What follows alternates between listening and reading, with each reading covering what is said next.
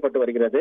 இந்த நிலையில 1 லட்சத்திற்கும் அதிகமான தண்ணீரானது கொள்ளிடம் ஆற்றில் நேற்று முதல் செல்ல உள்ள நிலையில அந்த வெள்ள நீருக்கு எதிராக அந்த கொள்ளிடம் ஆற்றில் திருச்சி திருவானைக்காவல் செக் போஸ்ட் அருகே இருக்கக்கூடிய நேப்பியர் பாலத்திற்கு அருகே தடுப்பு சுவர் ஒன்று நேற்று 200 மீட்டர் தூரத்திற்கு இடிந்து சரிந்தது. இதன் காரணமாக அது அருகாமையில் இருந்த உயர் மின்னழுத்த கோபுரம், அதாவது 110 கிலோவாட் கொண்ட உயர் மின்னழுத்த கோபுரம் இதனுடைய காங்கிரீட் சுவர் இழுந்ததன் காரணமாக அந்த உயர் மின்னழுத்த கோபுரம் நள்ளிரவு 1 மணி அளவில் சரிந்து அந்த ஆற்றிலேயே விழுந்தது.